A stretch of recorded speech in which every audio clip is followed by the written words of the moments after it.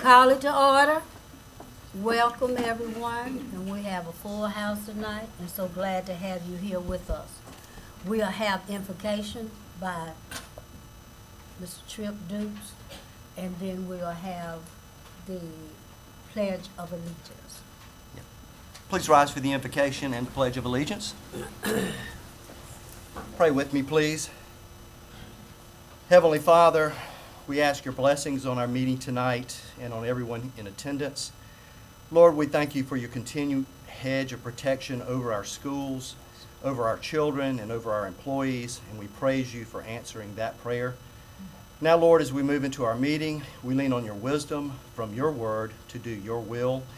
As we work together tonight, I pray we will all be ever mindful to do justly, love mercy, and walk humbly with our Lord. In Jesus' name we pray. Amen. Amen. Our pledge of allegiance to the flag of the United States of America and to the republic for which it stands, one nation, under God, indivisible, with liberty and justice for all. You may be seated. Thank you.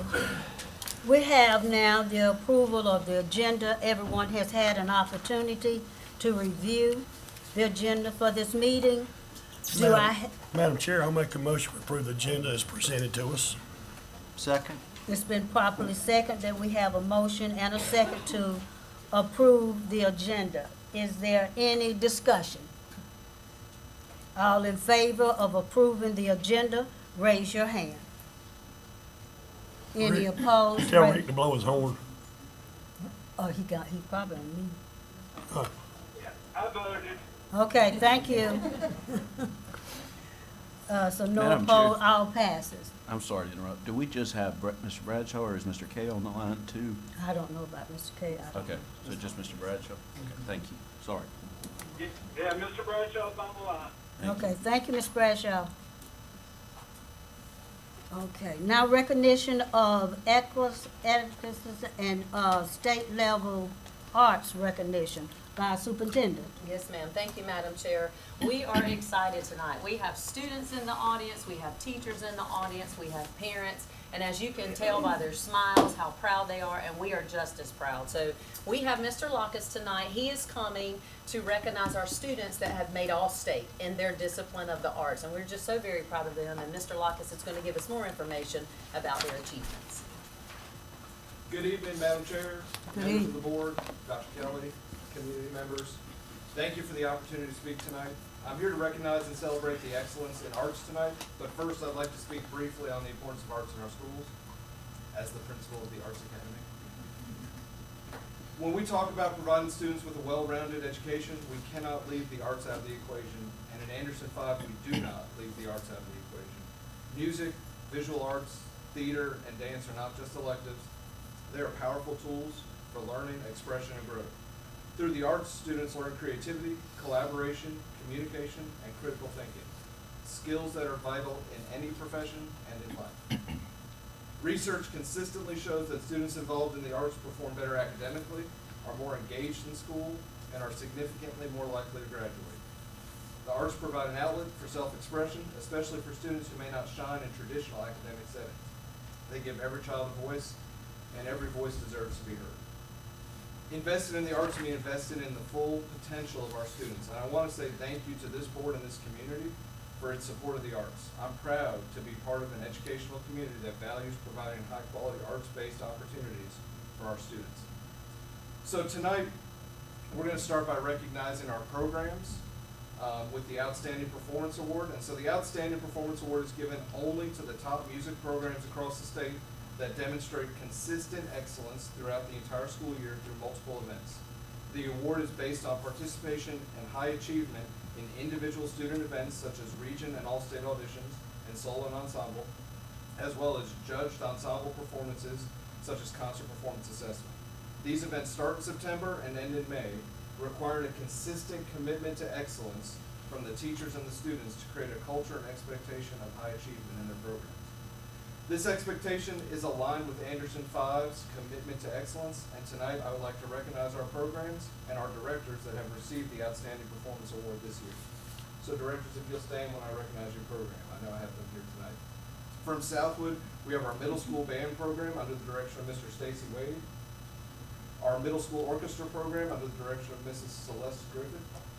Our high school orchestra program under the direction of Mr. Alan Clark. And our high school chorus program under the direction of Mr. Wilson Hatcher. And from T.L. Hanna, the band program under the direction of Mr. Andrew Gregory and Mr. Colin McKee.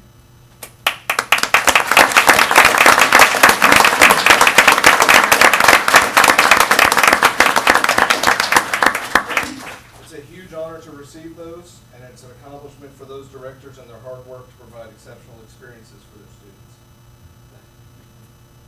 Now I want to celebrate our individual students who have excelled beyond our already high expectation to achieve at the state level this year.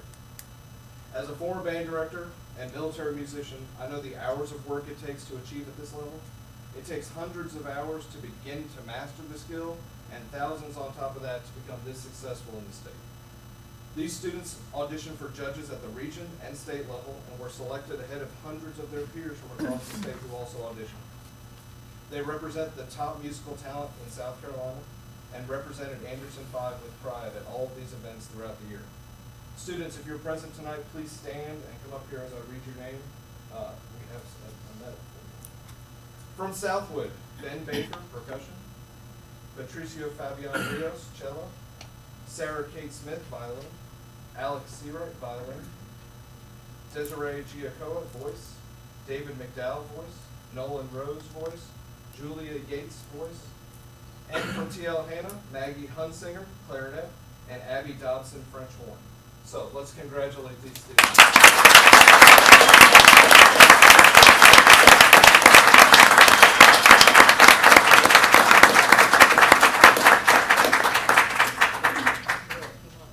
If the students will come back this way, we'll get a picture, and then I know the board will want to congratulate you as well. So if students, if you'll come up, and teachers, if you'll come up with them, as well.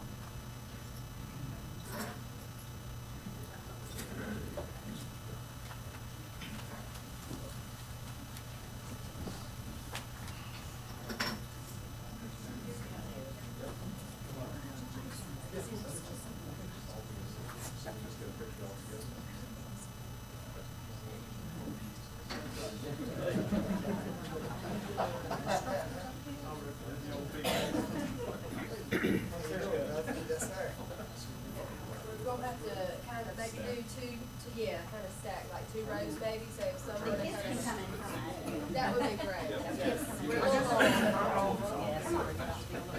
I'm actually gonna get y'all to angle, that's perfect, like angle towards me. I'm gonna stand right here, take pictures, and just kind of angle towards me. Yes.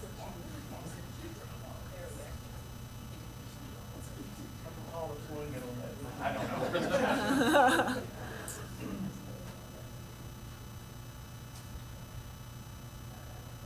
Miss Griffith, I can't see.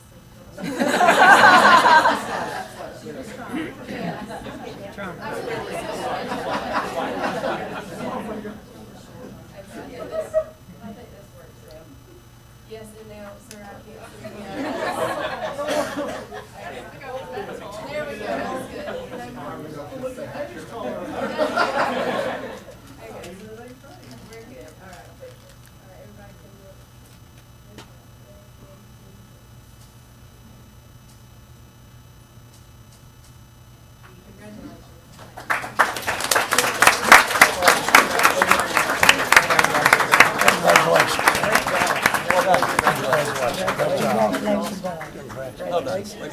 Congratulations.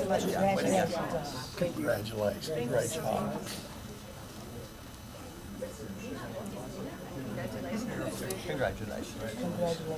Congratulations. Is she here? Tell her I said. Congratulations again. Good job. Good job.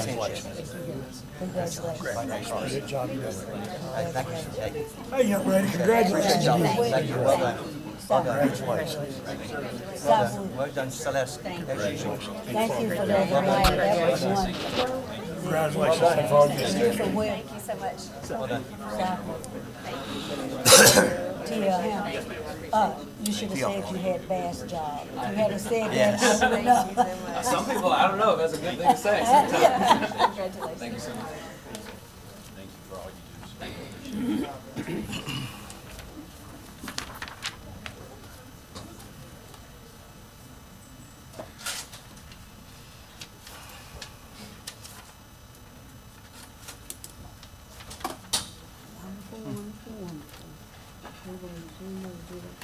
it's opportunity for citizens to address the board, and we have 5 tonight. Let's be nice. Let's be loving. Let's say things that will build us. Let's say things that's positive. Always remember that we are human just like you are. We make mistakes just like you make mistakes. Some things we don't understand, and we have to go along with whatever is going along, or make sure that it's what we need for the children, because we are here for the children. Don't down talk us. Don't make us feel like, why would you want to talk to me like that? And I have to sit here, because I could say some things myself, but I know that I can't do that. So that's why we want to be nice and say the things that's going to be positive and that's going to help us to make this whole district look beautiful. So the first person we have tonight is Cynthia Windsor.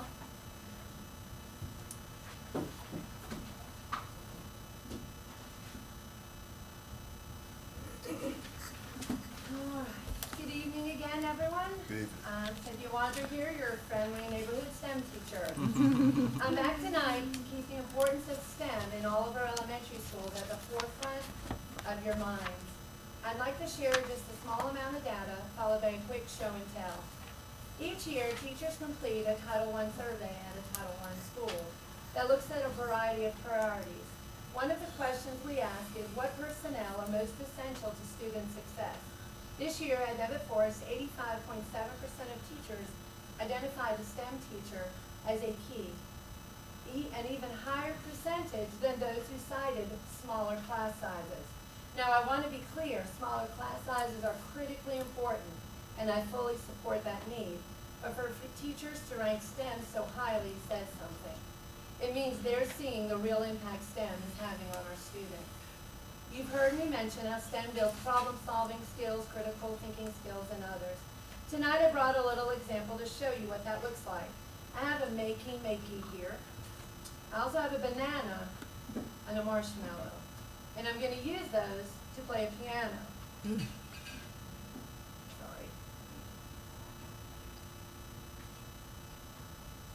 Well, if it's connected right, of course that happens. Sorry.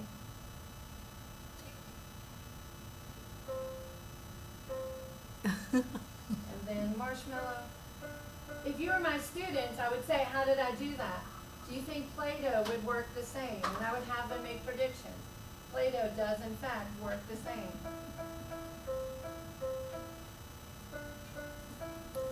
And then I would say, what else could we use? Would Play-Doh work? Would clay work? Then students would plan and build their own piano using various materials. They would test it and share their results. This sparks curiosity, creativity, and collaboration. And it doesn't stop there. I also integrate the Makey with Scratch, which is a beginner-friendly coding platform to extend their learning even further. In the fall, I'd love to invite each of you to Devitt Forest to see this magic happen in person. Thank you again for your time and for continuing to support the bright, innovative future of our students. And on the new policy regarding attendance, I would like to say, Ms. Burris, I think your Facebook post was a little misleading. And you posted, I'd like to have feedback on the proposed policy on reducing student absences from 10 to 5. It would be 5 with parents' signatures, but there would still be 5 with doctors, is my understanding. Thank you. Thank you. Thank you.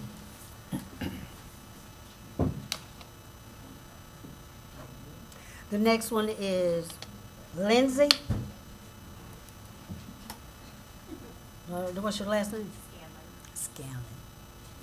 Good evening. My Good name is evening. Lindsay Scanlon. My husband and Can I you pull the microphone? There you go. Good evening. My name is Lindsay Scanlon. My husband and I have 7 children, and I would like to speak tonight regarding the proposed change in absence policy. I find find it frustrating that we are here today talking about reducing parental excused absences to 5 days per year, when a few short years ago, the school district was forcing 10-day absences multiple times a year when a child wasn't even ill. They simply were in proximity to another child that had what we now consider a flu-like virus. We were told to trust the experts, keep our children home if they have a fever, sniffles, or a cough. And now parents are being told that 5 parental excused absences are sufficient for school-aged children. From my experience over the last 21 years of raising children, 5 parental excuses is unrealistic and out of touch. At one point, we had children in 5 schools across the district. You can imagine the amount of germs brought home and spread to our family. One simple virus could put one child out of the school for several days before they were symptom-free. We do not take our children to the doctors for every ailment. We believe in rest and fluids for most common illnesses and rely on parental excuses to notify the school. Your change would essentially force us to bring our children to the doctors for a medical excuse when no medical intervention is required. This would put on unnecessary financial burden on our family, forcing us to pay co-pays for a doctor's excuse when medication is not warranted. I'm concerned it will also cause other families to forego a doctor's visit and send sick kids back to school before they should return. This policy change isn't looking at the child holistically and accounting for days other than illness. For example, my 16-year-old son has alopecia and started losing his hair last year in the middle of his freshman year of high school. As you can imagine, it was a huge mental burden. Kids are not always kind, and when he finally decided to shave his head, it was clear to me the next day that he needed to stay home for his mental health. And for me, his safe place to reassure him that he was going to be okay and get through this. There are so many other children in the district that go through things that you are not figuring into this broad policy change. I listened to the last board meeting where employees spoke about absences and mentioned children's safety, Disney trips, and limited parental notes. The discussion seemed to paint a very broad picture with a lack of understanding for all families the district serves. Little compassion for the actual health and wellness of our children and disregard that parents do know best. We are just one family, but I can tell you this change in policy would have made my children in violation nearly every year. Several of the board members have asked for public opinion, and dozens of families spoke out on social media. I know there would be more if we had more time. Lastly, exceptions shouldn't be made up to the discretion of administrators at different schools. Policy should be clear, fair, and indifferent at each school, or across the board. Policy, please reconsider and ensure our children's health and wellness is the priority and the focus. It's not on increasing funding tied to attendance or improving test scores. Health and safety should always come first. Thank you for your time. Thank you. Thank you. Susan Benninger. Benninger.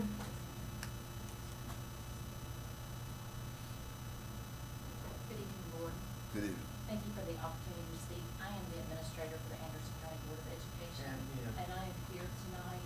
Go to the mic. Sorry, I'm here tonight to speak in favor of the policy. I have brought with me the 2 truancy supervisors that we have for all 5 districts in Anderson County, and I just want to point out a couple of different things for the board. The first thing, we have about 30,000 students in Anderson County. District 5 has about 1/3 of those.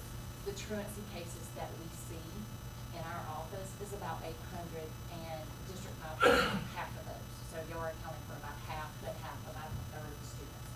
Some of the other things that we are seeing in our office, or what we are asking for, is we're asking for District 5 to put in a policy for parent notes. There's currently no policy that's consistent throughout this district, and that's what we would like to see. We have schools that we work with that have absolutely no parent policy, and then we have schools that do have parent policies in place. So what we are asking for District 5 is to give us a parent note policy. I'm going to let our truancy officers speak for just a moment.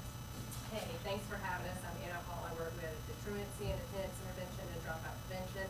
And our main concern is, we reached out to the State Department of Education for clarification to make sure that we are on the right path here. And they did agree that according to the State Board of Education Regulation 43-274 on student attendance, absences, and excuses, students are permitted a total of 10 absences throughout the school year. The district establishes the number of parent notes that will be accepted. Any student exceeding this limit must obtain approval as outlined below. Then it goes on to say where the district or its designee is allowed to approve or disapprove any absence in the excess of the attendance year, as students are required to attend those 170 of the 180. So it's our concern that at this time, the policy as stated with District 5 says, any student who misses school must present a written excuse signed by his or her parent and guardian. A valid excuse should include the student's name, date, absences, reason for the absence, parent, legal guardian signature, and a telephone number where the parent, legal guardian can be reached. The excuse will contain such other information as directed by the administration, and the school will keep the excuses confidential. It doesn't state in there what the number of parent note excuses that are allowed per school for the district. At this time, we've seen a variety of excuses as small as 5 parent notes to as high as 20+ parent notes across Anderson County School District 5. This is the only district in Anderson County that doesn't have a district-wide parent note policy, and per state law, we're required to have a district-wide parent note policy. We would like to see the consistency throughout all of our elementary, middle, and high schools in District 5 so parents can have that consistency to rely on. So the Anderson County Board of Education would like for Anderson District 5 to pass a parent note policy. And it is up to you to decide how many parent notes you will allow. Thank you. Good, Thank you. Thanks, Susan. Mr. Frank Callum?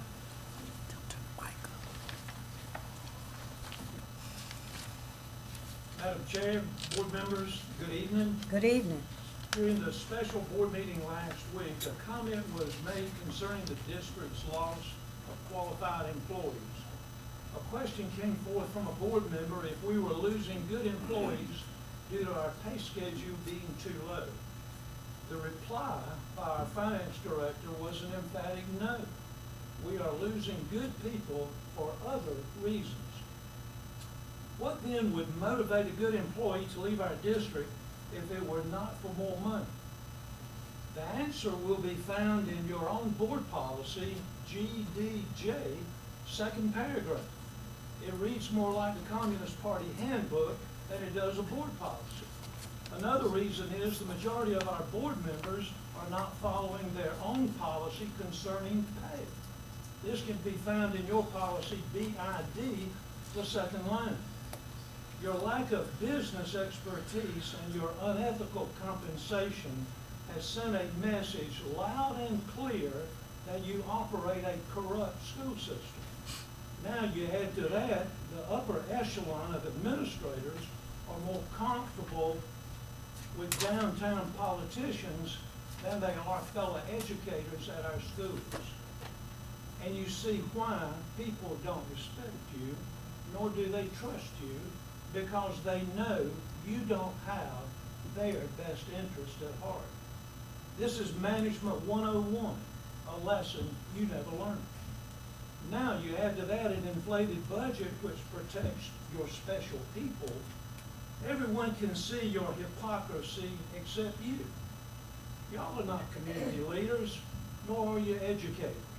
Y'all are spenders, not stewards of public assets, just spenders. That was made perfectly clear in this budget process. There was no objective conversation concerning extravagance in the budget. It sounded more like an auction. You couldn't get the budget high enough and fast enough. There is extravagance and fat in this budget, but I guess the taxpayers, the ones y'all work for, will just have to wait another year to find out if anything will be done. Have a great rest of your day. You are. Thank you, Mr. Keller. Zeke Stevenson. Good evening, members of the Board of Trustees. Good evening. Good evening. Dr. Kelly. Thank you for the opportunity to speak with you tonight. I think Mr. K might be on to something when he requested the administration look into a code of ethics for this board to operate within. I'm here to respectfully urge this board to adopt and uphold a nonpartisan, non-political code of ethics. One that clearly centers on our students, our staff, and our community, not on the shifting tides of politics. A school board's highest duty is to steward the success, the safety, and well-being of our children. When political ideologies or partisan agendas begin to shape decisions, whether consciously or unconsciously, we risk eroding the trust placed in this board by the voters in Anderson County. Public education must remain a space of fairness, of facts, forward thinking, not one influenced by the noise of national politics. A nonpartisan code of ethics ensures decisions are made through the lens of what is best for all students, not through the filter of personal beliefs or political affiliations. This isn't just about neutrality, it's about credibility. When the board acts transparently and free from partisanships, our families, educators, and students know that they are being served by leaders who are focused, who are unified, and who are principled. It tells our teachers that this board has their backs. It tells parents that their children are not political pawns. And it shows our students that what ethical leadership looks like. A nonpartisan code of ethics is not a restriction. It's a promise. A promise that this board's first and only allegiance is to the mission of public education and to the children who walk through our school doors every single day. Let's come together to affirm that commitment. Let us lead by example, not by ideology. Thank you for your time and for your service and your dedication to doing what's right for every student in Anderson County. Thank you, sir. Thank you. Yeah, thank you. Thank you. Thank you to all that came to talk to us tonight and to give your opinions, and that's good, because everyone has one. The board meetings, the action items that we need to, no, consent of the agenda items. And that's April the 22nd, 2025 board meeting minutes, May the 5th, 2025 committee of the whole meeting, May 5th, 2025 special board meeting minutes. That's A, B, and C. Do I need to do? Madam Chair, I'll make a motion, we approve the consent agenda items. Second. It's been moved to second that we approve these minutes. Is there discussion? Okay, there's no discussion. All in favor by raising your hand? Mr. Bradshaw votes yes. Unanimous. Thank you, sir. Unanimous. Yes, Okay. Okay, so this passes unanimously. Okay, now we have the action of the board meeting dates, July 25th through June 2026. And that's,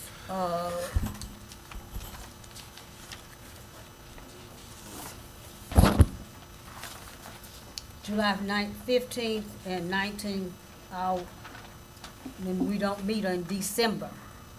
That's the only scheduled meeting that we do not have is December. Is there a motion? Madam Chair, I would make a motion that we accept these dates, but I would like to amend this, that we abandon the committee of the whole meetings, dual meetings, other than for the finance purpose of the budget, or we're duplicate, or redundant. We had a meeting, a 4.5-hour meeting last Thursday, and we had one citizen, Mr. Kellums, was here. We did this before, the same issue over discussion. We have a lot of healthy discussion during committee of the whole. The problem is when people come to the regular board meeting, all they see is us raise our hands because we've already decided. I think we need to go back to that process. This is being a redundant committee of the whole. I understand the finance process. That's very detailed. But I think the rest of the year it's absurd to have that committee of the whole meeting. It is. So I'm making a motion, we abandon the committee of the whole meeting unless we need to, and I would abandon the finance committee. I think the whole board needs to be involved in the finance, just not a committee. I mean, our last ones, we had the committee here and the rest of the board members here that couldn't say anything. That's not fair. So I make a motion that we abandon the committee of the whole meetings. Second. Second. Okay, go ahead. Discussion. Yeah, we've had the motion and we had a second.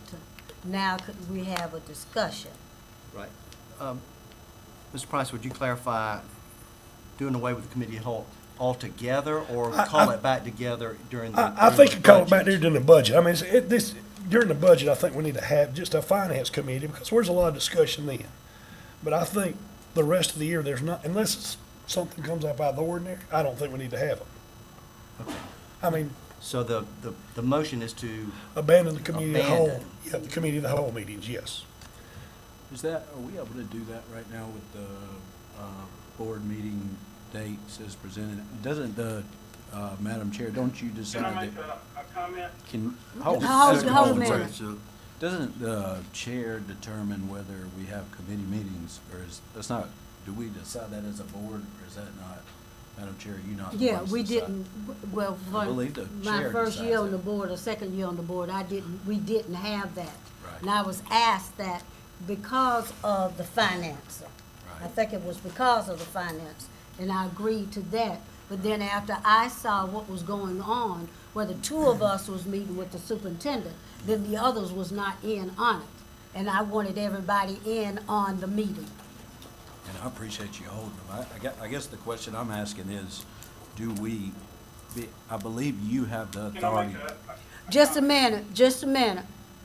Go ahead. I believe you have the sole authority to determine whether we have a committee of the whole or not. So I guess my question is, Mr. Price, do we have the ability to decide that as a board? Or is that, it seems Just like a- according to the policy, it's your decision. My decision to have it. I believe so. Okay. And then Well, I'd like to And kind I would defer to you, Yeah, that's Madam good. Chair. Thank you. I really appreciate that. committee of the whole is actually not in the policy. We have finance, 3 committees in finance, and we've had finance committee meetings in years past. We had finance, we had policy. We abandoned them after Mr. Bagley left. Okay, No, well, see, that's I not wasn't in. true. I wasn't in on. Could you give Mr. Bradshaw his Sure, turn? sure. Mr. Bradshaw? Yeah, so we've already checked on the legalities of a committee of the whole, and that's been approved by our attorney. My suggestion would be to keep the committee of the whole, but only have it when it's called by the Madam Chair. Okay, that sounds good. And Mr. Price, you made a motion to approve these Yep. dates, the regular meeting dates. Yeah, I think we need to You approve second them, Did you second? Yes. the regular dates are fine. Okay. As far as the regular meeting dates, I just wanted to throw out to the board and see if maybe there's anything you could do to help me. I've had several requests to move it to the second Tuesday, just to allow people to attend county council meeting as well. And it may not be something you want to do. I just want to let you know that I've had several requests. And somebody said, I don't know if it's true, that it used to be the second Tuesday. Is that true? I don't know. I came in on the third Yes. Tuesday. My comment to that is there's meetings, city council, county Yeah, council. well- When other districts have their, we need to stick with what we've been doing. Is there a reason for that? We can't accommodate everybody. No. Yeah, I'm certainly not trying Well, to accommodate yeah. everybody. But my understanding, the county is first and third. So if you want to go to county, go to the first one. Yeah, I do agree you could. So you I do agree have you- time to go. you know, could. you do have time to go to And the if the meeting. board's against doing it on the second Tuesday, that's fine. I just wanted to throw that out there, that I had those concerns raised to me wanting to. Well, I was set up on the third Tuesday, and that was fine with me because I have other church meetings that Yes, ma'am. sometimes on the second Tuesday or the first Tuesday. I understand. Yeah, I've had constituents ask about changing it to the second meeting as well, the second Tuesday. Really? As I have to. That's good. I wonder, do they come to the third? Are they No. coming to the third? No. They can't come to the third if they have a meeting. You talking about our constituents? Yeah, do they come to this meeting? Some do. Okay, so that's two things that boggle my mind. So we was on the dates, so we're gonna leave the dates as they are. Do Madam we Chair, need to make a yep, motion for that? Yeah, Madam Chair, I we make a have- motion to leave the board meeting dates as presented. Point of order. Madam Chair, we have a motion on the floor, and it is properly seconded. We went into a discussion, and then we had a subsequent motion that was offered by Mr. Bradshaw. I think we need to deal with those in order as they have. Okay, I understand that when you're saying they're in order, but the first things we were doing was the meeting dates. And we And I skipped thought we had over already, that. okay. We skipped over that. So, and that's when Mr. Price offered his motion regarding the committee of the whole meetings, okay? Yes. So now his motion has to be entertained. Let me withdraw that motion, Okay. since that's a chair, Madam All Chair's right. decision. Thank you. Yes, sir. I do make a motion, we accept the board meeting dates as presented. That's already been seconded, correct? That's already It's been been seconded. seconded, correct. There's there a discussion on that? So let's raise our hands for that one. I can't see down through Mr. here. Bradshaw, Mr. Bradshaw votes yes. Okay, Right, couldn't see who voted, so y'all raise your hands high.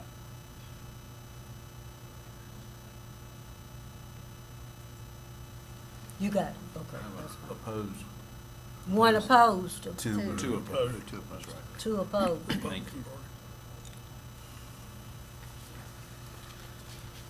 Okay, let's see where we go. Oh, I will call meetings as I see fit to call them, with the, finance and any other information that I may get, or any other information that I feel. Madam Chair, I prefer we just call it a finance meeting instead of a finance committee, and let all the board be invited to participate in the finance meetings. Okay. Okay. Well, I'll make sure that that all people are invited to the finance meetings, and we do not have a meeting of the board, what you said about. Meeting of the whole. Of the whole. I will figure that out myself, and Okay. then I will let you all know. Thank you, Madam Chair. Is that- Yes, ma'am, but we still have Mr. Bradshaw's subsequent motion that needs to either be withdrawn or dealt with. Did you hear that, Mr. Bradshaw? I did, thank you. Are you- I don't think Mr. Bradshaw made a formal motion. I think it is deferred to you to make the decision. Oh, okay, you just said that the chair should make the decision. Thank you. Yes, ma'am. Okay. Yes, ma'am. I strongly agree with that. Thank you. Where are we now? Okay, policies revisions. Policy BBB, board member qualification. This is our second reading of that one. Do we do the one at a time? Yes, ma'am. Do Yes, A, B, board member qualification. Yes, ma'am. Madam Chair, I had that particular policy. There's been no changes since the last reading, so I make a motion that we accept BBB on second reading. Second. Is there, and I got a discussion. Because I thought when we were doing this, we took out some things. Nothing was taken out. No, ma'am. Not since the first reading.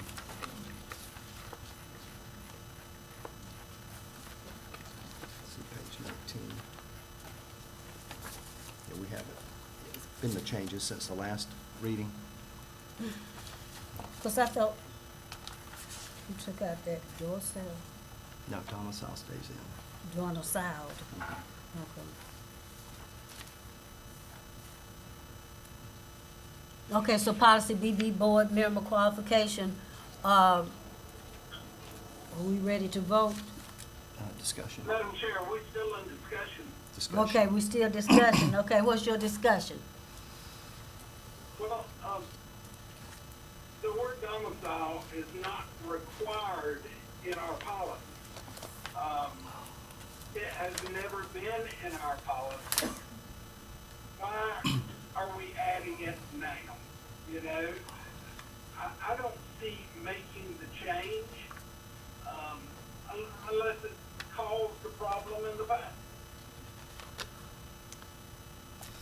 Madam Chair, I'll respond to that. The word prior to domiciled is the word reside, and residence is the word that's in question, because apparently you can have many residences, but you can only have one domicile, and this goes back to the election, the past election where we had a board member or a candidate who lived in one place but represented the other side of town. Mr. Dukes, you do have written proof of that. Yes, No, ma'am. but- Yes, sir, I do. Excuse me. Mr. Duke, I'm about tired of hearing about that because she was registered by the election commission. The election commission was good with our policy. Why do we need to change it? The election commission, Is it- the election, so that she wouldn't qualify? I mean, I'm at a loss. it's really easy. The election commission uses the word domicile. That's the word that they use, that they go to. That's the go-to word to decide where your residence is. You can only have one residence. We had a board member living on one side of town, on the T.L. Hanna side of town, whose child went to. Point of order, Madam Chair. Yeah. I think if we're gonna make allegations, then we need to put everything on the table. I have addressed this once before with Mr. Dukes. If you're gonna pinpoint individuals, then we're gonna put it all on the table. I About think the it- entire election, so let's go ahead. I think it's time for me to make a motion and clear all this up. I think it's time for me to do that because I'm not going back and forth with this because if the election people let her do whatever she did, that's fine. I make a motion to keep the policy BBB the same by not including the proposed provisions. Second. It has been moved in second.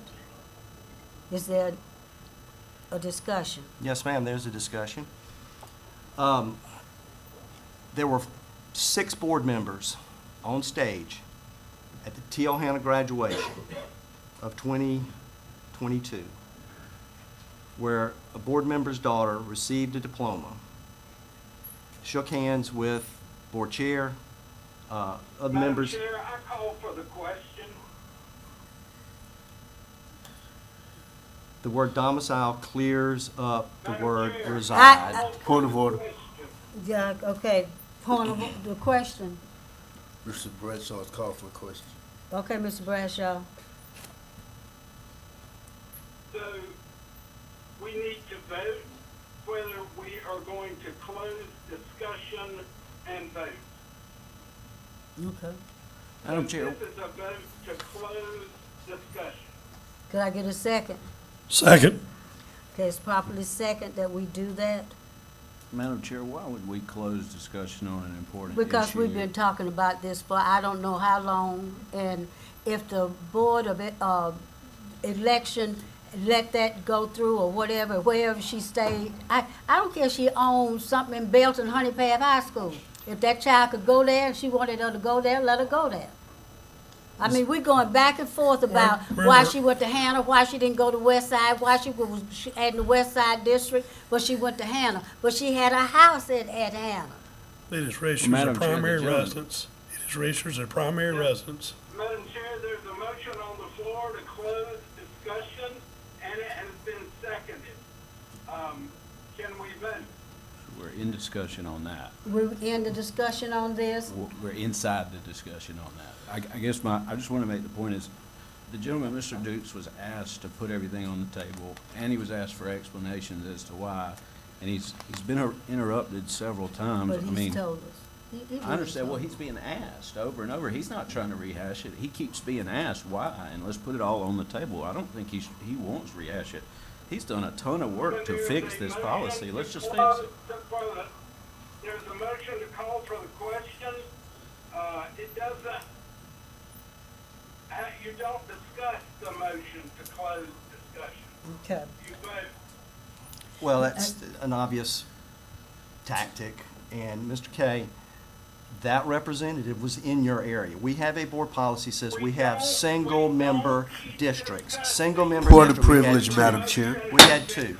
We had two. Point of privilege, This Madam is Chair. completely Yes. an embarrassment.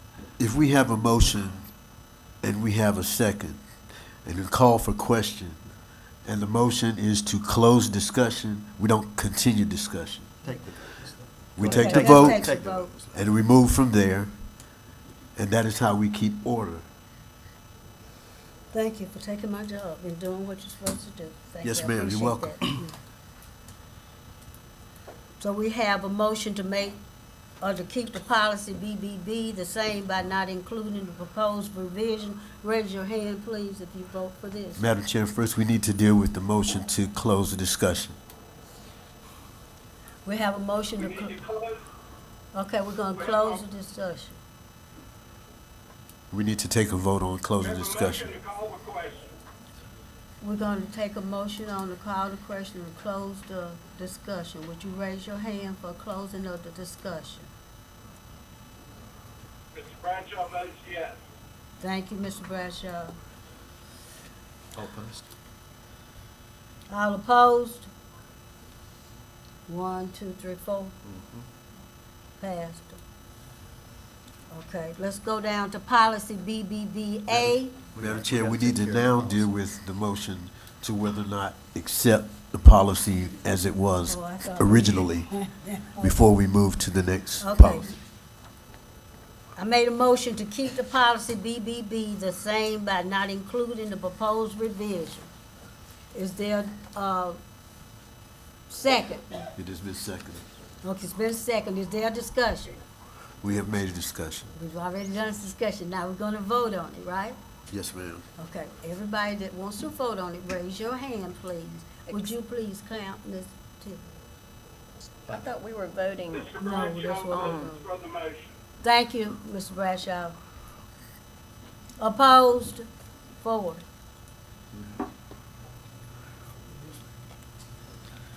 Okay, you finished with that, right? That's right. Okay. Policy BBVA, board membership election, second reading. Again, Madam Chair, the word domicile is added to bring clarity to this policy because the word domicile clearly explains residents. You cannot have a board member on one side of town representing the other. It completely destroys our policy of single-member districts where we had a board member living in another board member's area. Madam Chair, we need to So have a I will, motion on I've had the floor, I have the floor, Mr., I have the floor. I have the floor. Mr. Dukes have the floor. We're gonna see what So- he has to say about the same thing. Yes, ma'am. I just want to reiterate that this is a simple change. The Election Commission uses the word domicile to define where a person lives. The only way for them to call into question where this board member lived is if somebody challenged it. They don't research my address, your address, folks in here who vote, they don't research that. It has to be turned in. I'm not suggesting that be done. The assessor, under penalty of perjury, you have to say where you live, and then use the word domicile. The word domicile is the one that it clears up this policy, so we won't ever have a problem again with 2 board members living in one single district, which goes completely against our policy. This was done, and when board members are on stage with a person who's representing one side of town and the child graduating, and it's as obvious as the nose on your face, then it's... Just a minute, Mr. Now, I have the floor, Bradshaw. Mr. Bradshaw. So, just want to be clear, it's a simple word. The Election Commission uses it, that's the word they lean on. The assessor uses it, that's the word they lean on. Just because somebody turns in a form, there are a lot of forms that are turned in. Mr. Price, you do taxes. People turn in taxes to you. If they're completely false on their form, I'm sure you're going to say something. I would hope you would. So I'll rest on that. I'll stick with domicile. That's the word that clears it up, makes it simple. We'll never have the problem again of 2 board members living in one district. Madam Chair, I make a motion we accept BBVA as presented on second reading. Second. I have a motion that we accept this. Are there any discussion? Thank you, Mr. Dukes, for all your work with our attorney, Madam making Chair. sure this is right. Yes, sir. Thank you. I'd like to make a substitute motion identical to your first one, Okay, that we leave the policy as is. okay. Second. Policy to be, I make the motion, he made the motion that the policy BBA the same by not including the proposed revisions. And it was a motion made and it was second. Say in the discussion, don't My don't do opinion this, that these huh? 2 policies got to interact with each other, Yes, however you word them. yes. There's no And discussion. I'll remind that, as Mr. Thompson said, our attorney worked on this policy. I worked with her on this policy. Well, Okay. also, We're gonna vote, we're gonna vote, we're gonna vote, okay? We're gonna vote. Thank you for all your work, Mr. Dukes. Written discussion is over, we need to vote for this BBA. Raise your hand high so she can count them. Madam Chair, are we voting for the subsequent motion so that everyone's clear? The subsequent motion would be to keep the original policy without the said revisions. Yeah, proposed revision. All right? so we're voting to keep it as policy was. Yes, As the policy was. yes. Raise your hand. Mr. Brian, Bradshaw votes yes. okay, guys, hand up. 5. Opposed? 4. Okay, so it passed. Right now, being I am what I am, the chair, I have something I have to say right now. When things happen in the past, and when things happen when other people are elected and, maybe not elected, but appointed to a position, usually you just can't go back and change something that somebody else did. In my understanding, I was sitting over there in that second chair when the other superintendent got this lady, put her over there, and told her that she was going to be on the board. She didn't even know which hand to put up. Put my right hand up or my left. What you want me to do? So see, we can't go back sometime and clear up work that other people did. And I think that's what's happening to this board right now. These 9 people that's up here. And I want the people out here to know this. That is what's happening. We're trying to clean up something that somebody else did. And we didn't clean it up when he was here. But I was sitting right there listening and had things to say to him. But we're going to need to let those things go. I needed to say that. I just needed to say that. Let's go forward and trying to work together, do the things for the children, and do what's right. Policy JB, school choice, first reading. Yes, ma'am. Madam Chair. JFB, I'm Yes, sorry. Madam Chair, I had a board member asked me to revise this policy to take away the paragraph that's in red on the first page. That would allow the cluster choice for Robert Anderson to attend Southwood. So that is what's being proposed. That's what's being proposed, and that's the same thing that I had just said, that all our children are the same. All of them are the same. We love them all the same. I don't care where they come from. And if they get enough from their teacher, that their teacher says in the 6th grade or 5th grade, whatever grade they're supposed to be in, that that child has some type of talent, let's let that child go where it needs to go. Don't say to that child that you live in this area, you live in that area, you can't go over there. That's not good. That doesn't even look good for the children. We have to love them all.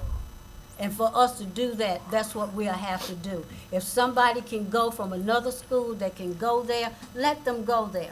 My motion, I make the motion to keep the policy JFB the same with no change to the existing policy. Could I get a second on that? Second. I got a second. Is there a discussion on it? Let's raise our hands and vote for it. Well, I would like to say, I got a little bit of discussion. I appreciate what Dr. Kelly said, that the way they're gonna follow it. When the children do attrition, there's some openings that the waiting list will be gone to first. And then after that, Robert Anderson would have any available slots. So that's good. I appreciated that. I would agree with that, Ms. Burris. That protocol of starting with the auditions, then exhausting the list of those that didn't get in, and then go to choice. I have a question. Is that the way y'all currently do it, Mr. Lonkus, if you speak to that, sir? Yes, sir. Okay. Is there an administrative rule tied to this that you know of, Dr. Kelly? We created one. It's in your packet, yes, sir, but I have a copy if you need it. It's in the packet. I want to make sure I'm clear. I feel like if we've exhausted, who has applied, and then we revert to, those that were on the waiting list, I don't see any good reason we wouldn't give a choice to open spots. Is there, am I Do. missing something? No, that's what we What they're currently gonna do. do is But- exhaust the waiting list, Right. and then once they have done that, then it's given, it's opened up to whoever is interested. So it's just what you're saying is what happens. So once we've exhausted the waiting list, once the auditions and all those who have auditioned, the waiting list is filled, if we have extra spaces, then it's opened up. Yes, sir. And I think you and, Mrs. Burris are saying the same thing. I Right. think that's what Mr. Locke says they currently do, and the motion is to keep the policy as is. Right, So that's, right. I think that's, we're all in favor of that, if I'm not mistaken. So striking this last paragraph then does what? Keeps us from making the change that was proposed, which would mean that, Robert Anderson would not have the opportunity of a choice once the, list has been exhausted.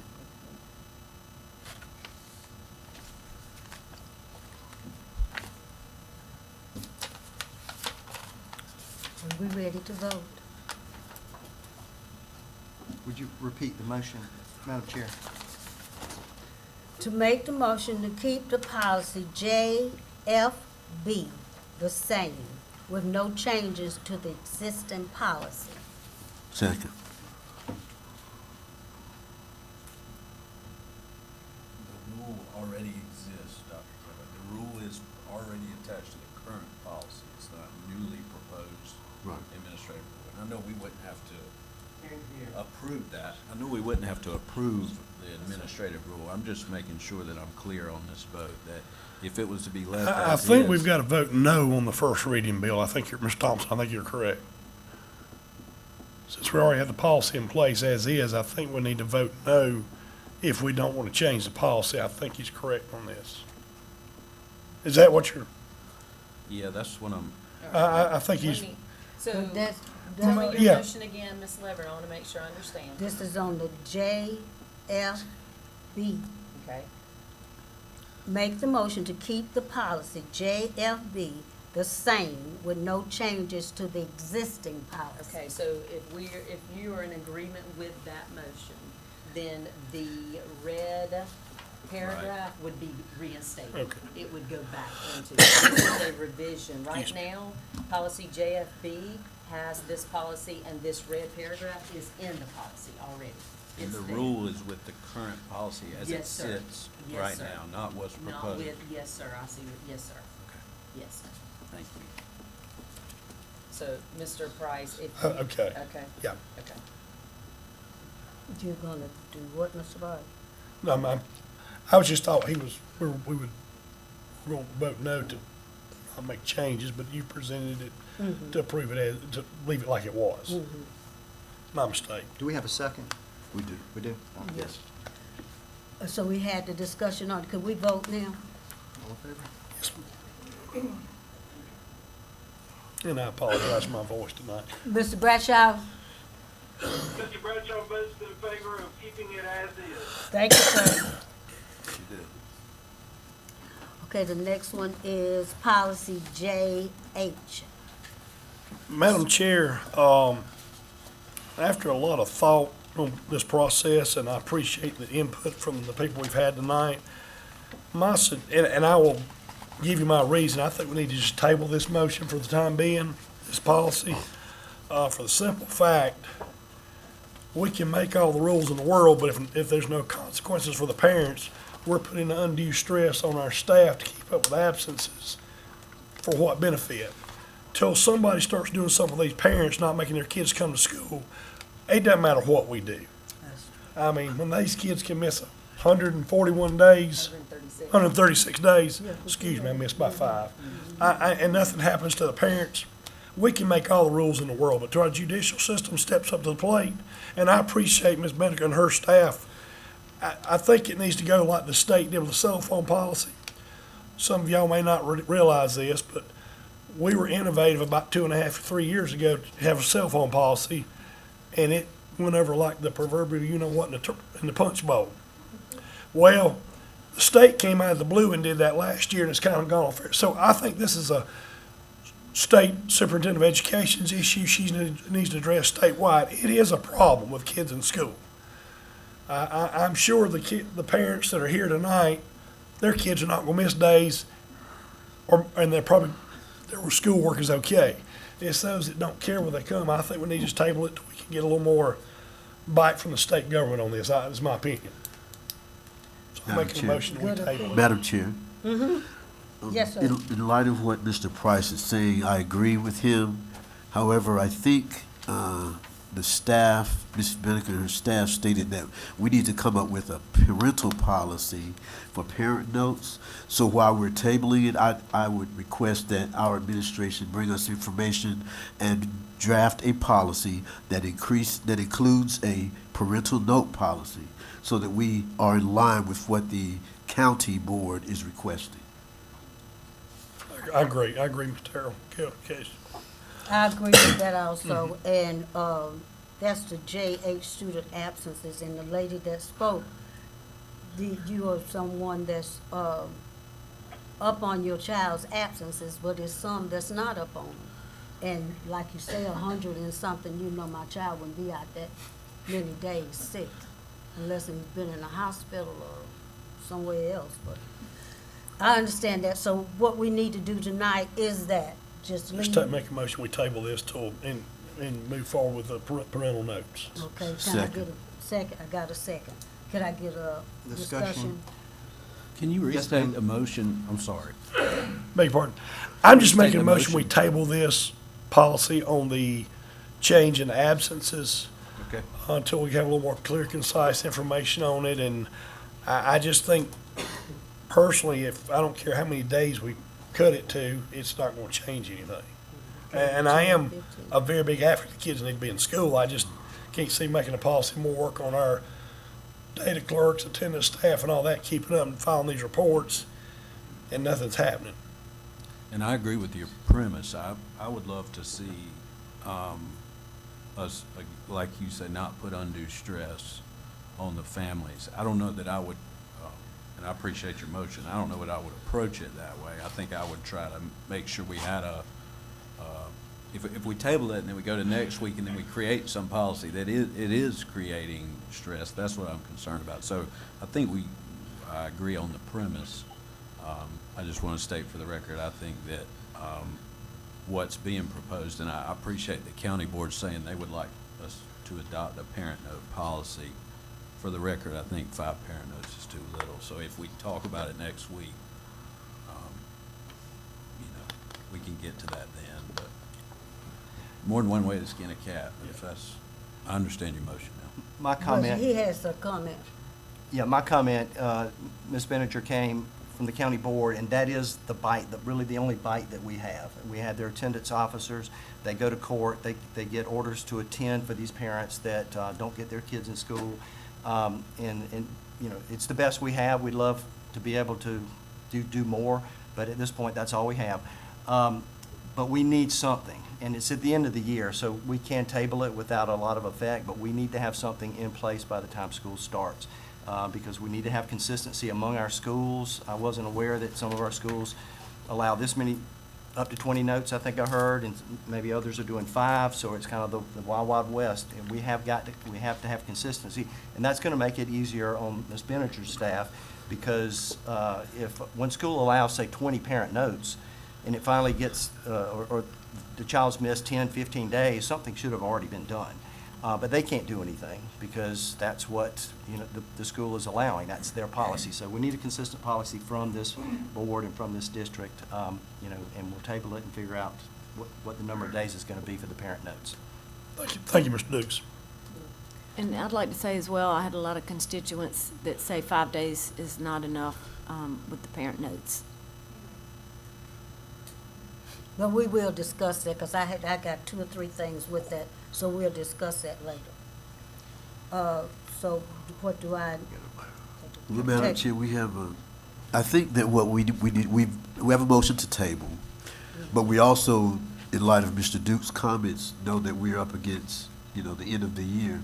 So I make a motion that once the information is gotten back to us, once they have revised everything, once they have incorporated a policy on parent notes, that we have a special call meeting, if need be, to make sure that we have something in place before the school year starts, so that we are not, pressing an issue that, up against something in a time frame. We get something done in a timely fashion before school starts, is what I'm trying to say. Dr. Kelly, how long would it take your staff to come up with something? I apologize for my voice tonight. How long would it take your staff to come up with something like this with parent notes and the direction we need to go with this? We can have the first reading next month. Okay, I think that would be fine. Sounds good. Thank you. If acceptable, we could pass it on first reading. Yeah. So we could have, I mean, I don't think we'll need a special call board meeting, but Yeah, okay. All right? Okay, but now this is saying second reading. Yes, ma'am, but the motion was to table it. So Table, that'll change okay, it. so that'll change Yes, the ma'am. thing from first to Yes, first. ma'am. Okay. So We're taking a vote. we'll take a vote All in to favor to table it? table it. table it. You didn't ask Mr. Bradshaw. Mr. Bradshaw, we're gonna table it. He's That's okay right. with you? That's good. Mr. Bradshaw votes in favor. I just wanted to let y'all know, I got from 73 is a lot Atlanta now. to here in the time y'all started. Yeah, listen. I'm 73 now, you gotta hold up, you're going too fast. I do not advocate distracted driving. So, did you get that count? Madam Chair, Okay, Go ahead. let's do another count. And I think that's the best thing because we do need to do something. That's unanimous. And Ms. Benner, we do appreciate y'all staff, we really do. Thank you. Okay, so CFY 2025-2026 budget presentation. Yes, ma'am. Ms. Earl is going to come up and give us our presentation this month. Madam Chair, I feel the love when I get up to discuss the budget. Dr. Kelly, Madam Chairman, and Board, good evening. Good evening. I feel like we've talked about this for 20 years. It's been 5 months that we've been going through this process. Unfortunately, I have not received additional information from the state since the last couple meetings that we've had. Point of order. Are we gonna vote on the budget tonight? So were we not supposed to have our public meeting prior to this meeting It's before after. we vote? We typically have the public hearing before the second reading, The because second things reading. may change, so we typically always have that in June. Thank you. before the second reading. So, the information that you guys are seeing tonight is the same information that you've been seeing since April. I did reach out, as I mentioned last week in our meeting, to the state to see when additional information would be coming. And they were hopeful to have it by the end of this coming week, but now with some additional changes, they're not sure that they'll have that. But we'll go through what I have, and again, nothing has changed from what you're seeing, but it is a little bit different, process. And for the folks that are in the audience that maybe have not seen it or heard it, we'll just hit some of the highlights. So the Senate has passed the budget, the House passed it, the Senate's passed it, they sent it back to the House. The second version of the House has come to the Senate. A couple of items were adopted in both budgets there that did have an impact on the budget, but I had shared that with you already. The thing that was adopted was that the employer would pay for the health insurance increase, not the employee. That was the difference. House said it was gonna go on the employee. The Senate said it was gonna go on the employer. When the Senate sent it back to the House, they agreed with the Senate. So now employees will not have a health insurance increase, it will be on the employers only. So that really is the biggest change that happened last week, and now it will go to conference committee, and then will go to the governor. So, again, this is kind of what we just talked about. Full House has completed it, Senate's completed it. The conference committee, which is 3 House members, 3 Senate members, is expected to meet for the first time on May 19th. And then the General Assembly is expected to come back and vote on conference committee June the 28th. That doesn't cause me a lot of concern because typically after they meet, the conference committee meets and they have a good idea of what they're going to do, They meet with their respective bodies and we know how they're going to vote. So we typically know what the plan is long before the actual vote happens. So I will keep you updated as we get information in the school districts, as to what we're hearing. As I mentioned last week, health insurance was the big item that was one of the big items that I was waiting on. We got that information.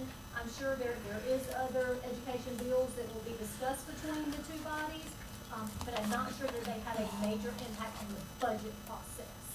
So, but we will obviously keep you updated throughout the entire process over the next month. So the budget highlights for the fiscal year 25-26 budget is, and again, all of this is the information you've seen on the Excel spreadsheets over the last several months, is staff raises, which includes a teaching assistant getting $3 per hour on each of our 3 pay scales for teaching assistants. Teachers would receive the $2,000 on the salary schedule. Our HVAC technicians would be $4 per hour on each of the line items in their scale. The new principal salary schedule that you approved, which shortened the number of steps and increased the pay for your principals. And then the other staff receiving 2% on the current salary schedule. Additionally, all employees, if eligible, would get their step increase for the next year. The board compensation was approved by the board, and now we're waiting on further communication from the state in regard to that. If it is approved, then we'll have it ready to go. As we just mentioned, health insurance is a 4.6% increase for employers. There's no change in retirement for employees or employers, and we did have an insurance increase for the year. Some board requested items that were approved during the budget process was the light lease for mechanics for additional lighting in the gym parking lot, an additional translator position for the district for our multilingual students to make sure that we have our communication in the languages for all of our students. We currently have one. This would be a second person to assist in that position. Moving a part-time person to a full-time staff at Robert Anderson. Middle school security and staffing, and sick leave payout for folks that have more than 90 days of sick leave annually. Other items was secondary interventionist. That was middle school and high school. Multilingual teacher, again, this is based on the state ratios and the number of our multilingual population. The continuation of our elementary alternative class and our mentoring program that we started this year. Our additional costs for security in our schools and our contract increases. A utility increase that we received from Duke Energy, as well as meeting our maintenance of effort increases that is required by federal law. And the Renaissance Academy capital lease, Renaissance Academy capital increase that they had requested. Some savings and items that were cut from the budget was a district level staff member, the lunch monitors that we discussed. Dr. Kelly shared how we were going to meet the law in that respect. A digital integration specialist that is leaving the district, and then our teacher-pupil ratio, we had a saving of 7 staff members. The new revenue, Tier 3 is an allocation from the state. That is not something that the district does from a local standpoint. Aid to classrooms is from the state. That is a formula that the state, how they pay teachers. That's funding from the state. State fringe is obviously from the state. EIA funding is allocation from the state. The 4K revenue from our elementary schools, that is a local change. That is the only thing that would happen there is if you are paying for your child to be in the Anderson 5 4K program, the money now will move to the district level at the end of the year. So that is the only increase from local revenue. All of the other items are from the state, nothing that this school board or the superintendent is recommending for an increase. As you can see, the board decided, along with the superintendent's recommendation, not to ask for millage. If we did ask for millage, the formula by the state said that we could increase by 4.38%, which is 8.37 meals, but we have local legislation that we can't exceed 8 meals per year. And if the board had chosen to do 1 meal, 2 meal, up to 8, the 8 meals would have increased it by a little over $2 million. But again, just for everybody's clarity, that is not a recommendation of this school board. So the highlights are, I'm sorry, under new revenues, were we not including reassessments that had gone up? Misremembering that. Yes, sir. The reason I didn't put that is because that's actually not new revenue. Okay. That is just additional money in the budget from our current millage.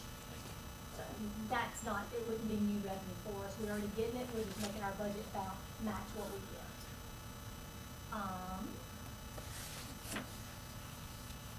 So the highlights of the budget and the remaining steps are that the highlights are that we have a balanced budget with no millage increase. No, our taxpayers should not see an increase on their tax bill from the Anderson 5 school district. Can't speak to the county or any of the other municipalities if you live in the city or fire districts, library, all those other items, but none from Anderson 5 for the operating millage, which again only impacts residents, second homes, rental homes, not anybody that owns their own home. They do not pay any operating dollars they don't pay property taxes for the operations of the school district, and there is salary increases for staff members. The remaining steps are tonight we are asking for a first reading of this budget. Then we would have second reading and the public hearing on June 10th. The public hearing will be first, and then the second reading of the budget, and then we would present to the county board on June 23rd. And as I mentioned earlier, any additional information that we get during this time frame before the next meeting, we'll make sure that Dr. Kelly gets that information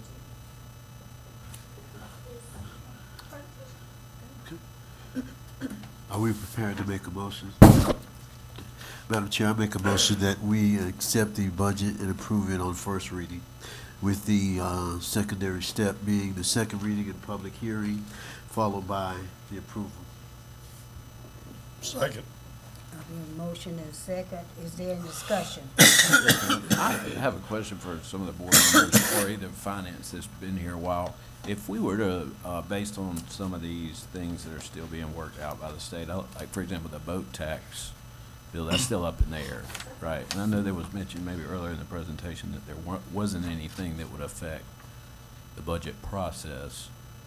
I think we've talked about that being potentially $700,000 loss. Maybe I don't think that would start till January of 25, 26. Did that make it, that didn't make it over, so they'll have to bring it back up next year? Did it pass through? But I think it. But it won't take place until next year. Yeah, Bill, Mr. Thompson, what I understood was if it did pass, it wouldn't take effect till January 1 of 2026, which I was hoping because I got 2 of them due right now.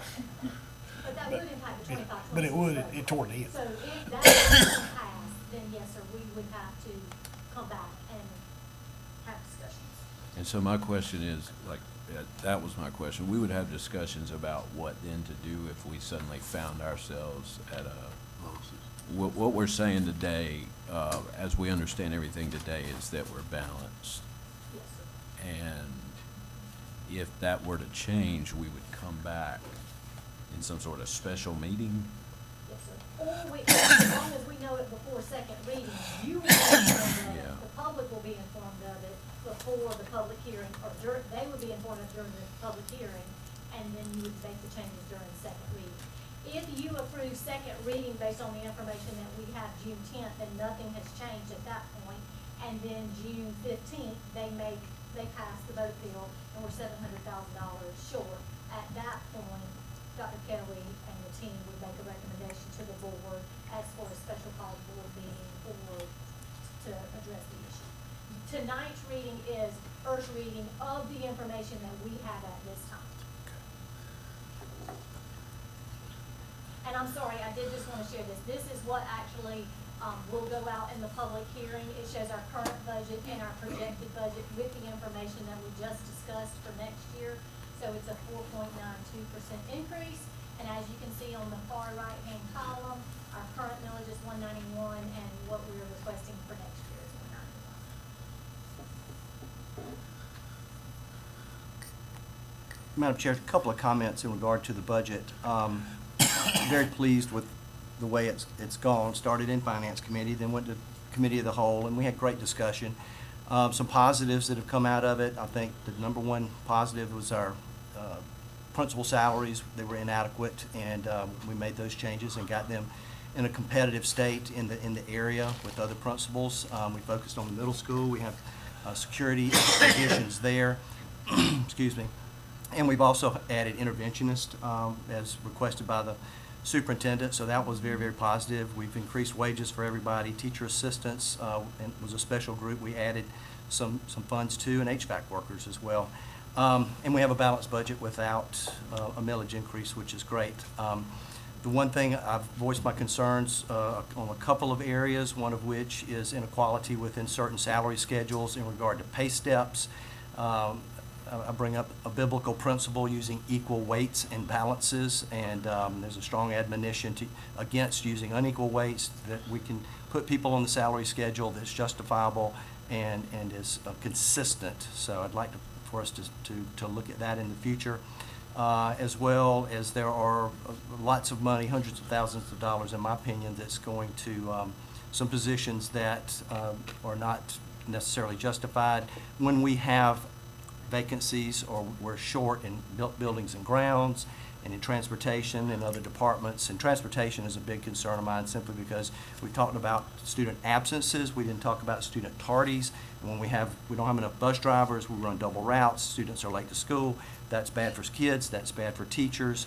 It just throws the whole day off when that happens. So in the future, I'd like for us to, I know we've raised the salaries for bus drivers, but we need to look at being competitive.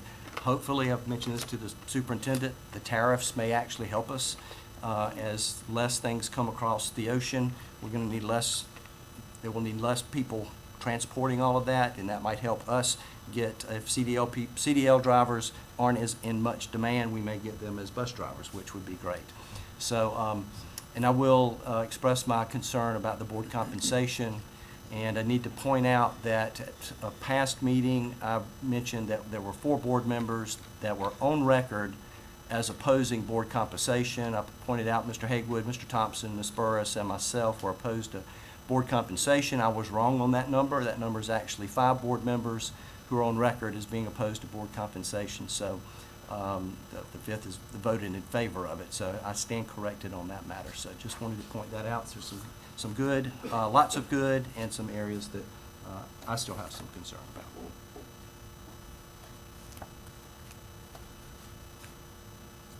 Is there any other discussion? I would like to thank Dr. Kelly and Amy for keeping the no increase on the millage. I appreciate that.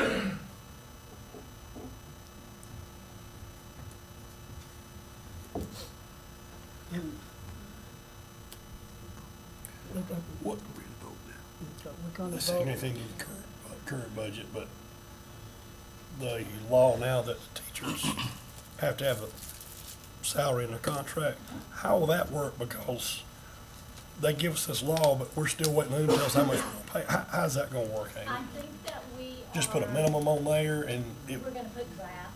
Okay. I mean, I'm not trying to speak for Dr. Kelly. I know from the finance side of things, that is one of our major concerns, is again, we haven't heard anything from a financial side of things from the legislature since March, and it is May. And all of us are going to our boards asking for approval of budgets, because by state law, we have to have something in place before June 30th.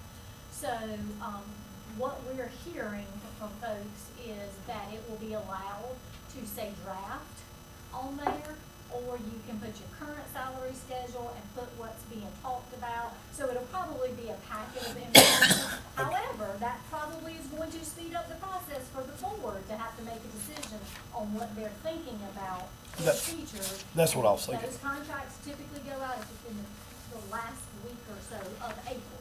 So decisions will have to be made, or teachers don't have to sign the contracts. So the board decisions will have an impact on human resources and give ways for teachers to get out of their contract if we don't have information to share with the board with the educated at. I mean, I guess if you put their current salary with a disclaimer that It can go up but not down, maybe. Okay. Or, these are the three options that are being discussed. When that's gonna hurt is when they're deciding between school districts, and the district that they're in has already approved what that salary schedule is going to be, and another one has not, then the teachers are gonna have to decide. Okay. Thank you for that. One last comment from me. I just wanted to formally thank the taxpayers. I believe the people's money are the people's labors, and I certainly appreciate you, and we couldn't do it without you.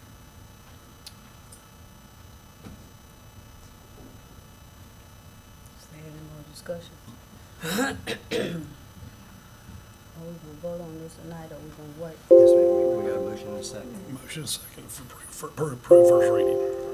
For first reading, we're gonna make a vote on this, all in, for the first reading, counting for me.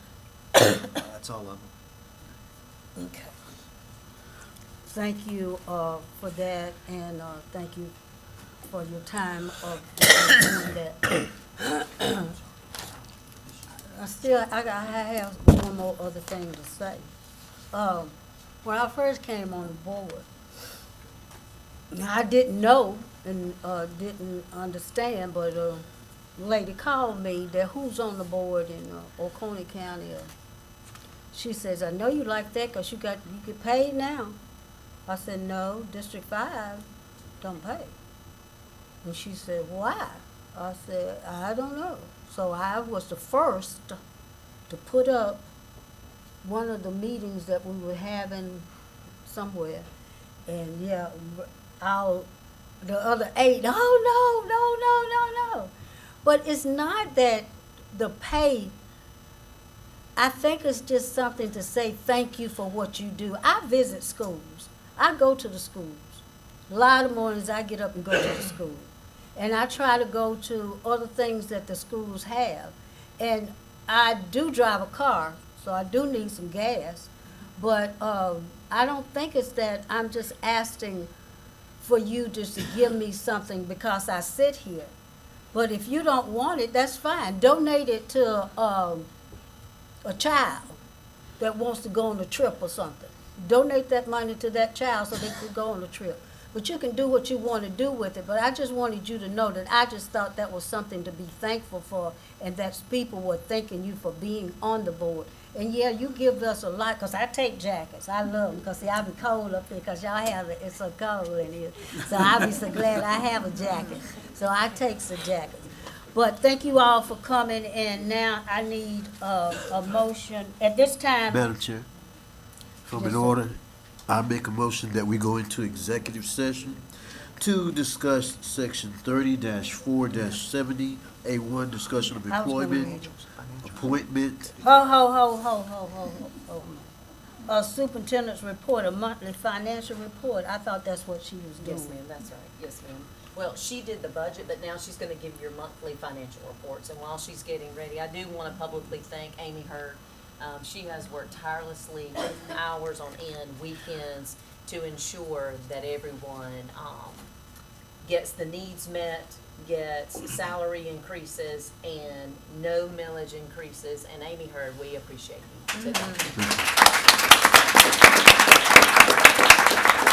I would also like to come in. We have the best CFO in the state in school finance. And I know some people say we don't ask questions. I ask her questions. I email. I've had these two working on something that they said we couldn't afford, so what do we need to do? So we didn't do it. So we do ask a lot of questions, contrary to what some people say. Madam Thank Chair, I you. stand corrected and I withdraw my initial motion. Thank you. Yes, ma'am. We appreciate Dr. Kelly and I both enjoy what we do, and that's why we do it, and it's a pleasure to get the questions from you and get them answered, because I know from my standpoint, one of the most important things is we do want people to know the truth. And we do want to be transparent, and we do want to be good stewards of our money. There are things in this district that cost a lot of money to Ms. Wanzer, and the STEM program is not a cheap thing, but I think you see the importance. And so there are a lot of things that we do in this district that really have an impact on our children. And, but they do cost money. But again, We try to be as transparent as we can be. I think if you look at the Anderson 5 website as compared to other websites in the county and the state, you will see that we put much more information out there than most people, and I'm proud of that. Just like when the auditors come every year, I'm like, if you see something that another school district that is doing that can be done in Anderson 5 that will make it better, please tell me. We want to be as efficient as we can, as transparent as we can be, and be the best we can be for the taxpayers of this community, but more importantly for the students of this school district, because they are the reason that we do what we do. And so I thank you. I do enjoy what I do every day. So let's talk about the finances. The first item on here is our sales tax, which again is coming in very strongly. You can see for this month it is highlighted in yellow, which is $1.4 million for the month of February. Mr. Price will tell you that folks started getting their income tax refunds, and cars were bought, and TVs were bought, and items were bought. So that is a little bit, it is $267,000 more than the exact same time last year, which is, up here in your green, if comparing yellow to green is year to year, and then yellow and pink is the prior month compared to this month, and it is $269,000 more than the previous month. So if you look just at 24-25, it's actually a very high number. It's second to December, and it's not that far off of December, which is always a very, very high month. So our sales tax collection is still coming in very strongly. The $283,000 goes straight to the taxpayers to reduce their debt. We reduce our debt, which reduces their debt millage. And as you guys know, we are much, much lower than any other school district in Anderson County, which directly impacts all our taxpayers, because everybody in the county pays the debt millage, and this number directly helps that. And then the $1.134 million is used for our sales tax bonds and then other capital projects for the school district. So sales tax is still coming in very strongly, and I feel really good about where we are there. Then if we jump to the financial statements, you guys received your packet for the monthly financial statements. And just looking at our fund balance, it is less this year than last year by almost $6 million. And if you look at our year-to-date expenses, it's about $4 million, a little over $4 million difference. So that is correlation together. That's what we expect.